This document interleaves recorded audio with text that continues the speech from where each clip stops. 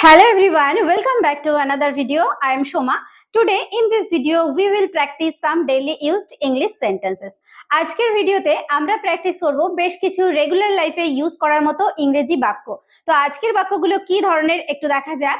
দেখো, তাকে ভূতে ধরেছে, আমার বড় মাথা ধরেছে, তার বাত ধরেছে, তার হাত ধরো, সে আমার পায়ে ধরলো, গাছটিতে ফল ধরেছে, গাছটিতে ফুল ধরেছে, তাকে আমার মনে ধরে না, তার আনন্দ আর ধরে না।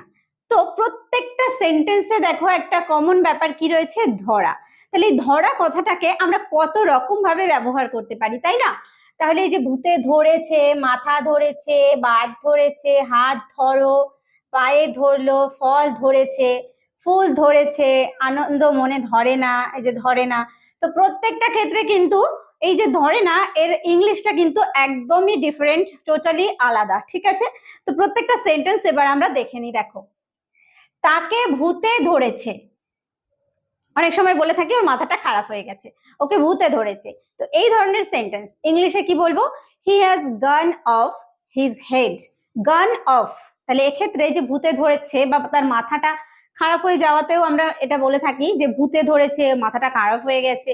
তাহলে he has gone of his head. Okay, he has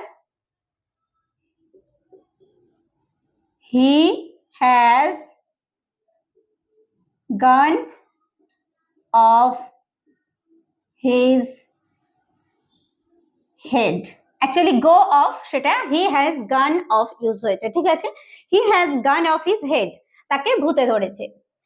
আমার বড় মাথা ধরেছে, আমি বলি না যখন ওকে মাথাটা ধরে তখন বলি যে আমার বড় মাথা ধরেছে।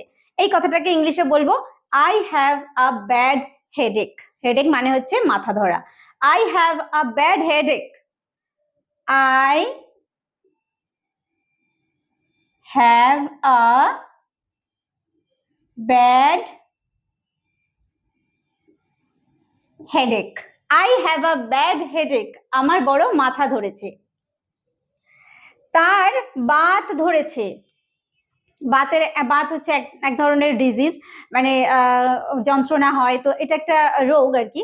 তাহলে যদি অনেক ক্ষেত্রে আমরা বলে থাকি যে ওর বাত ধরেছে, তার মানে কি তার বাত আছে। তাহলে তার বাত ধরেছে মানে সে বাতে ভুগছে। He is suffering from rheumatism. Rheumatism হচ্ছে বাত। হি ইজ সাফারিং ফ্রম, তার মানে সে ভুগছে বা তাকে ধরেছে। হি ইজ, এখানে ধরেছে অর্থাৎ আমরা তাহলে কি ব্যবহার করলাম, তার মানে ভুগছে। হি ইজ সাফারিং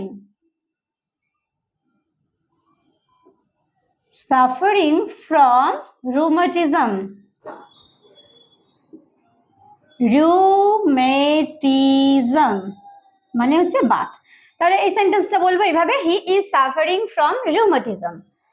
পরেরটা দেখো, তার হাত ধরো। কারোর হাত ধরতে বলছি, তাহলে সেক্ষেত্রে কি করা হয়? Catch hold of. Catch hold of ব্যবহার করবো। তাহলে catch hold of his hand. Catch hold of his hand. তাহলে catch hold of his hand, তার হাত ধরো। Catch hold of his hand. Next, সে আমার পায়ে ধরলো।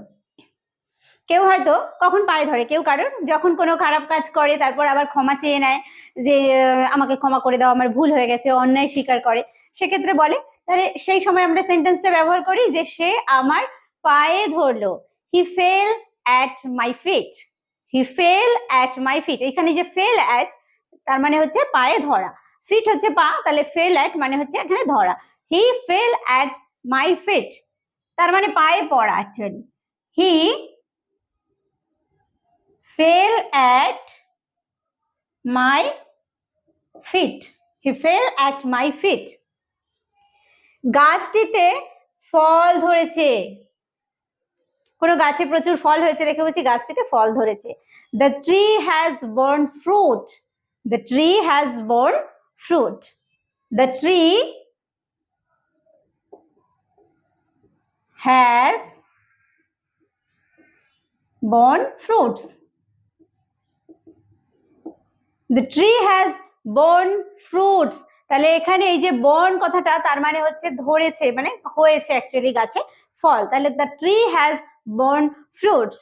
নেক্সট, গাছটিতে ফুল ধরেছে, গাছটিতে ফুল ধরেছে। The tree is in flower, তার মানে পুরো ফুলের মধ্যে রয়েছে, সেই জন্য আমরা এখানে ব্যবহার করলাম is in.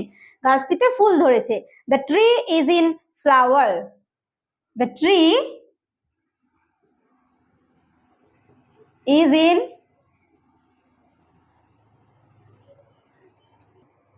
Flower. The tree is in flower. তাকে আমার মনে ধরে না, তাকে আমার মনে ধরে না তার মানে কি, তাকে আমার ভালো লাগে না। I do not like him, I do not like him, তাকে আমার ভালো লাগে না বা তাকে আমার মনে ধরে না। I do not like him, I do not like him. Okay, I do not like him, তাকে আমার মনে ধরে না।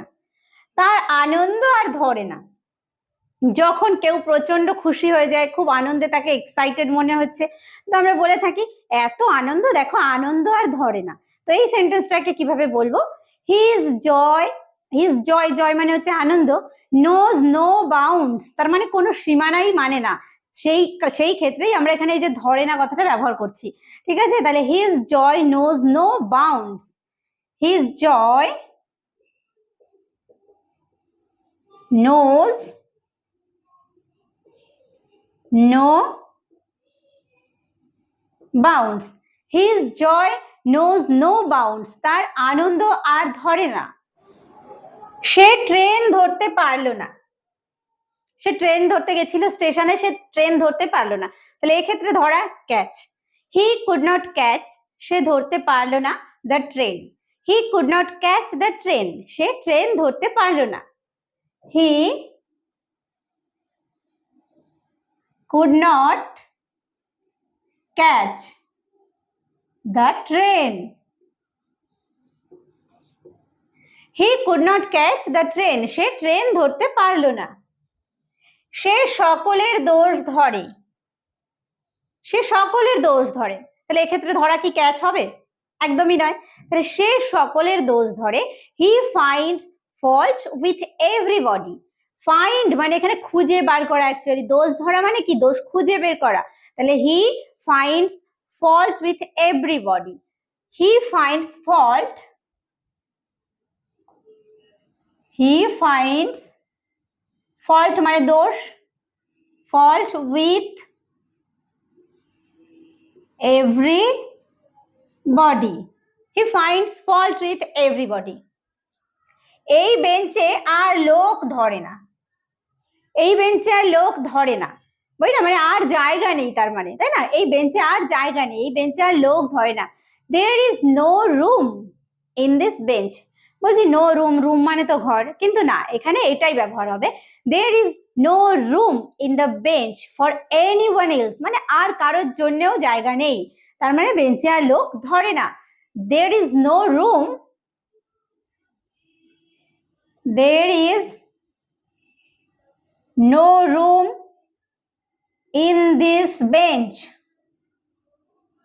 for anyone else,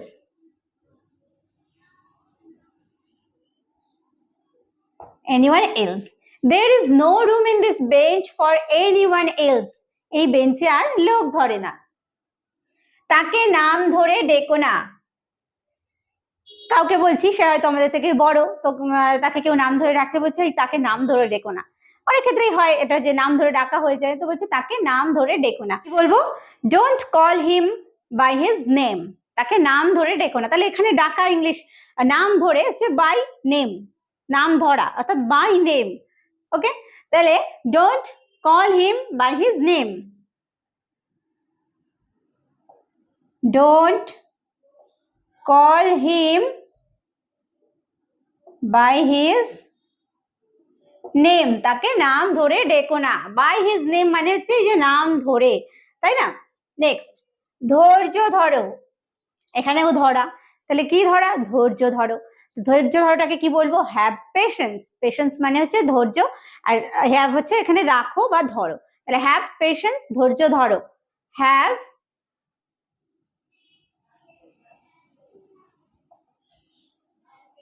patience, have patience, ধৈর্য ধরো। তোমার প্রতারণা ধরা পড়েছে। তার মানে তোমার প্রতারণাটা সবার সামনে চলে এসছে, তার মানে এটা হচ্ছে ধরা পড়েছে। তাহলে তোমার প্রতারণা, your deception has been detected. Detected মানে হচ্ছে ধরা পড়া। তাহলে your deception has been detected. Your deception has been detected. Okay, your deception has been detected, তোমার প্রতারণা ধরা পড়েছে। তাহলে আজকের ভিডিওতে আমরা কি শিখলাম? এই যে বাংলায় যে সমস্ত সেন্টেন্স গুলোতে ধরা রয়েছে, তাই না, ধরাটাকে বিভিন্ন অর্থে আমরা ব্যবহার করে থাকি। তো ইংলিশে কিন্তু অবশ্যই সেটা ডিফারেন্ট হয়। ইংলিশে একই অর্থ হয় না। যেমন ট্রেন ধরাটা হচ্ছে ক্যাচ, তার মানে আমার মাথা ধরেছে, সেটাও নিশ্চয়ই ক্যাচ হবে না। তো এইরকম ডিফারেন্ট ডিফারেন্ট আমরা আজকে সেন্টেন্স শিখলাম, ধরা ব্যবহার রয়েছে সেটাই বাংলাতে। তো আজকের ভিডিওটি কেমন লাগলো অবশ্যই কমেন্ট করে জানাতে ভুলো না, আর ভালো লাগলে একটা লাইক করো। ভিডিওটি শেষ পর্যন্ত দেখার জন্য প্রত্যেককে থ্যাংক ইউ। দেখা হবে নেক্সট ভিডিওতে।